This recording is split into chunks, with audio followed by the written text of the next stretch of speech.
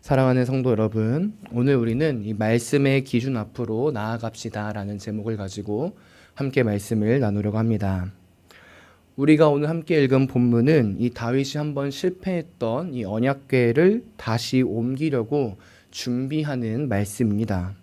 즉, 이 오벳 에돔의 집에서 다시금 다윗성으로 다윗이 이 언약궤를 옮기려고 하는 것이지요.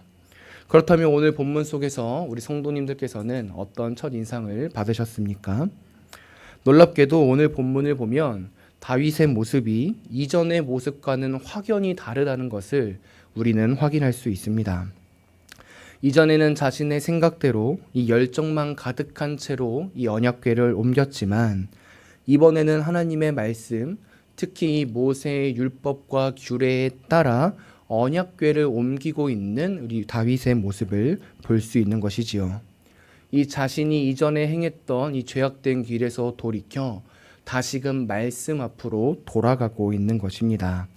그리고 이 시간 우리는 이 오늘 본문과 이 이전의 다윗의 모습을 비교하며 은혜를 누리려고 합니다. 먼저 오늘 본문을 보기 이전에 23장에 나타난 이 다윗의 모습을 잠깐 살펴보려고 하는데요. 23장을 보면 다윗은 열정만 가득한 채로 이 언약궤를 자신의 성 다윗성으로 옮기려고 하는 것을 볼 수 있습니다. 그래서 13장 1절을 보면 이 언약궤의 중심이 되는 레위 사람이 아닌 이 자신의 측근인 천부장, 백부장 이러한 용사들과 함께 의논한 것을 확인할 수 있습니다. 더욱이 이들과의 이야기 속에는 이 언약궤의 중요성이나 혹은 이 언약궤를 어떻게 대해야 하는지가 나타나지 않습니다. 오로지 자신의 열정에 따라 이 언약궤를 빨리 옮겨야겠다라는 것만 가지고 옮기려고 하는 다윗의 모습을 보여주는 것이지요. 그래서 다윗이 한 가지 죄를 짓게 되는데 그것이 무엇입니까? 바로 이 언약궤를 수레에 싣고 오는 것입니다. 언약궤를 옮기는 방법이 분명 모세의 율법, 특히 이 민수기서에 나타남에도 불구하고 이 열정만 가득한 채로 수레에 싣고 오는 것입니다. 나아가 여기서 이 수레에 싣고 오는 모습도 자세히 보면 이 이방 민족들이 자신들의 신을 옮길 때 쓰는 방법을 우리는 확인할 수 있는데요. 한번 사무엘상을 생각해 보십시오. 이 언약궤가 블레셋 이 신전 다곤 신전에서 다곤 신전을 치고 이 블레셋 사람들이 그 모습을 보고 다시 이스라엘 백성들을 돌려주어야겠다라고 했을 때 그들이 택한 방법이 무엇이었습니까? 이 사무엘상 6장 8절을 보면 이 블레셋 사람들은 새 수레를 만들어 그것에다 언약궤를 신고 이 이스라엘 백성들에게 보내는 것을 우리는 확인할 수 있습니다. 즉 이 수레에 싣고 보내는 것은 이 율법에 따른 모습이 아닐 뿐만 아니라 이 이방 민족들이 사용했던 방법이었던 것이지요. 그리고 지금 다윗은 이러한 모습으로 언약궤를 옮겼었던 것입니다. 사랑하는 성도 여러분, 우리는 여기서 한 가지 중요한 통찰을 한 가지 얻을 수 있는데요. 그것이 무엇일까요? 바로 이 말씀 없는 열정, 이 열정만 가득한 신앙은 이 죄된 길로 나아갈 수 있다는 것입니다. 오늘 다윗의 모습을 보십시오. 너무나도 언약궤를 사랑했기 때문에 그는 그 언약궤를 빠르게 다윗성으로 가져오려고 했습니다. 그러나 바른 말씀의 기준이 없고 바른 규례가 없는 모습을 보여주자 하나님께서 그 언약궤를 가져오는 과정 가운데 치셨고 죄된 모습이 드러났다는 것이지요. 내 뜻대로 신앙생활하는 것도 아니고 이 나의 열정만 가지고 신앙생활하는 것이 하나님 보시기에 좋지 않았던 것입니다. 나아가 이러한 모습은 예배와도 연결이 되는데요. 그 모습은 우리가 좀 이따가 살펴보도록 하겠습니다. 그럼 계속해서 말씀을 봅시다. 이 13장에서 이제 말씀이라는 기준 없이 이 열정만 가지고 나아갔던 다윗은 오늘 본문 속에서 놀랍게도 변화가 됩니다. 그래서 1절과 3절을 보면 이 하나님의 궤를 미리 마련할 곳을 선정했다고 합니다. 그냥 가져오는 것으로 끝나는 것이 아니라 가져와서 어디에 둘 것인지 그리고 그 언약궤를 어떻게 대할 것인지를 미리 준비한 것이지요. 그리고 더 놀라운 것은 바로 2절인데요. 2절에 보십시오. 다윗이 어떤 이야기를 합니까? 오직 레위 지파만 이 언약궤를 메고 섬길 수 있다고 고백합니다. 그리고 이 말에 따라 4절을 보면 다윗은 레위 지파 사람들을 모으고 그 모은 모습이 5절에서 10절까지 나타납니다. 이 5절에서 10절을 자세히 보면 이 5절부터 7절까지는 이 레위 자손인 그핫과 므라리와 이 게르솜 자손들에 관하여 나타나고요. 이 8절부터 10절은 그 레위 자손 중에서 이 언약궤를 관리하였던 이 고핫 자손에 대해 초점을 두고 이야기하고 있습니다. 즉 민수기 3장과 4장의 말씀에 나타난 대로 레위 사람 그리고 그 중에서 고핫 자손들을 통하여 이 언약궤를 메고 옮겨야 된다는 것을 다윗이 알고 바꾸었던 것이지요. 사랑하는 성도 여러분, 오늘 다윗의 모습을 보십시오. 다윗은 첫 번째로 언약궤를 옮길 때 이 레위 사람들을 초점 두지 않고 이 자신들의 용사들이었던 지휘관들과 함께 옮기려고 했습니다. 말씀에 따르지 않고 옮기려고 했던 것이지요. 그러나 두 번째로 언약궤를 옮길 때는 이 백부장, 청부장들과 함께 이야기를 나누는 것이 아니라 레위 사람들, 이 성전을 맡은 사람들과 이야기합니다. 분명 역대기 저자가 다윗이 언제 말씀을 읽고 어떻게 변화되었는지를 설명하지는 않습니다.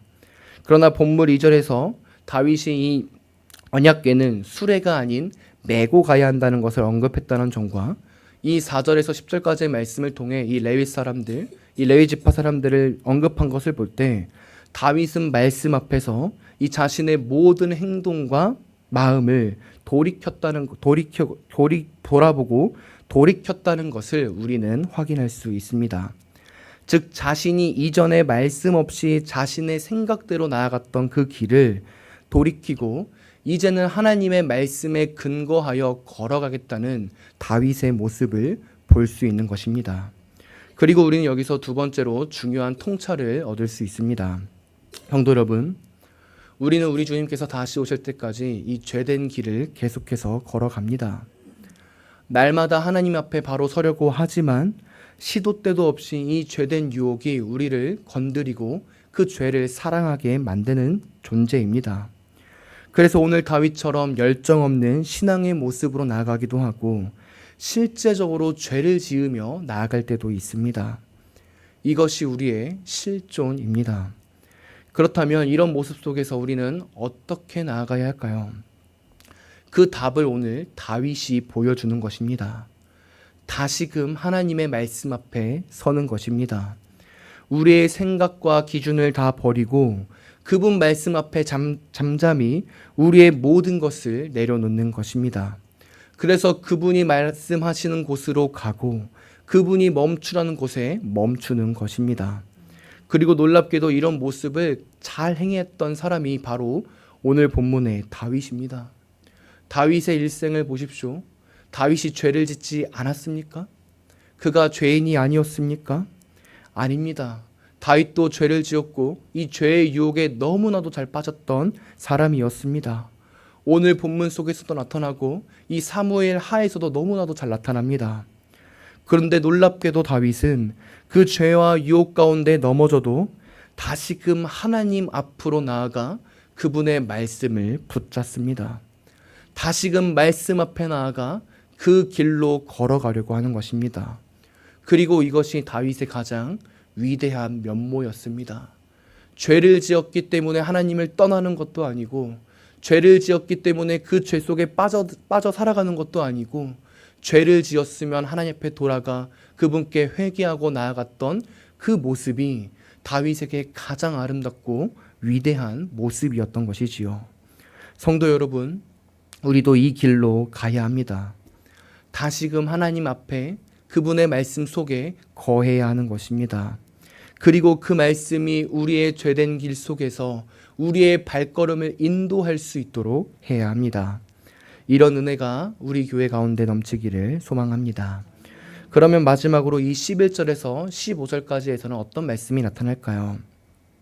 이 11절에서 15절 말씀을 보면 다윗은 이 언약궤를 옮기는 레위인들을 향해 이 성결할 것과 이 말씀대로 언약궤를 메고 옮길 것을 명령합니다. 즉 가장 구별된 모습으로 하나님께서 말씀하신 대로 너희가 행해라 라고 이야기하는 것입니다. 그리고 우리는 여기서 마지막으로 이 예배에 대한 태도를 확인할 수 있습니다. 사랑하는 성도 여러분, 다윗은 이 하나님의 임재의 상징이었던 언약궤를 가장 거룩하게 그리고 그분의 말씀에 따라 섬길 것을 명령했습니다. 그리고 이 하나님의 임재의 상징이었던 언약궤는 훗날에 이 다윗성에서 이 솔로몬이 만든 성전으로 옮겨지게 되고 많은 구약의 백성들이 이 성도들이 그 성전 속에서 이 언약궤 가운데 하나님을 만났습니다. 그러나 신약에 와서는 하나님이신 우리 주 예수 그리스도께서 이 땅에 오심으로 모든 제사와 율법을 완성하셨기 때문에 이제는 이러한 제사, 언약궤에서 하나님을 만나는 것이 아니라 우리 예수님을 통해 만나게 됩니다. 그리고 하나님이신 예수님을 가장 잘 만날 수 있는 곳, 그 1차적인 모습이 바로 예배입니다. 예배의 자리에서 우리는 하나님을 만날 수 있고 예수님을 만날 수 있고 성령 하나님을 만날 수 있는 것입니다. 그렇다면 우리는 예배를 어떻게 드려야 할까요? 오늘 다윗은 이 언약궤를 대할 때 성결과 여호와께서 말씀하신 대로 대하라고 명령했습니다. 우리도 마찬가지입니다. 첫 번째로 우리도 예배를 드릴 때 거룩하고 성결한 모습으로 예배를 드려야 합니다. 죄 가운데서 예배 드리는 것이 아니라 나의 교만함 가운데 예배 드리는 것이 아니라 가장 거룩하고 구별된 자세로 예배를 드려야 하는 것입니다. 예배를 미리 준비해야 하는 것입니다. 주일이 되었기 때문에 예배 드리는 것이 아니라 한 주 동안 예배의 자리를 살피고 나의 모습을 살펴서 가장 거룩하고 아름다운 모습으로 주일에 나와 하나님 앞에 예배 드려야 하는 것입니다. 더욱이 둘째로 우리는 예배를 이 하나님이 원하시는 모습대로 드려야 합니다. 예배의 주인이 누구입니까? 내가 예배 드리는 것입니까? 내가 예배의 주인입니까? 아닙니다. 예배의 주인은 하나님이십니다. 내가 예배 드려주는 것이 아닙니다. 예배의 주인은 하나님이시고 그분 앞에 우리는 나아갈 뿐입니다. 그리고 그 나아간 우리를 하나님께서 받아주시는 것이지요. 그러니 예배의 모든 요소가 하나님의 말씀 앞에 합당히 드려지도록 하나님이 주인 되시는 예배를 우리가 드려야 하는 것입니다. 내 생각과 시간에 맞추어 예배 드리는 것이 아니라 하나님 보시기에 합당하게 예배 드려야 합니다. 그래서 우리는 예배 시간에 일찍 나와야 하는 것이고 예배 시간에 나를 위해서 무엇인가 하기보다는 하나님 입장에서 어떻게 예배를 드릴까 고민해 봐야 하는 것이고 말씀 시간에 온전히 그분의 말씀에 귀를 기울여야 하는 것입니다. 다른 생각을 가지고 그 한 시간을 보내는 것이 아니라 하나님께서 나에게 말씀하신다. 그분의 말씀대로 내가 그 말씀 속에 서겠다라는 태도가 필요한 것입니다. 왜냐하면 예배의 주인은 내가 아니라 하나님이시기 때문입니다. 이제 말씀을 마치도록 하겠습니다. 사랑하는 성도 여러분, 오늘 다윗은 이 자신이 한번 실패했던 모습들을 다시 반복하지 않고 하나님의 말씀을 바라보며 그 말씀대로 걸어갔습니다. 우리도 마찬가지입니다. 하나님의 말씀 앞에 우리의 모습을 회복해야 합니다. 하나님의 말씀을 가지고 그 기준을 삼아 살아가야 합니다. 나아가 우리가 하나님과 만나는 그 위대한 시간인 예배 시간, 하나님이 주인 되심을 알고 그분 앞에 초점을 두며 우리는 내려놓고 예배를 드려야 합니다. 거룩하게, 성결하게 그분의 말씀대로 서가야 하는 것입니다. 이러한 놀라운 은혜가 우리 모든 성도님들, 나아가 우리 교회 가운데 넘치길 간절히 소망합니다. 기도하겠습니다.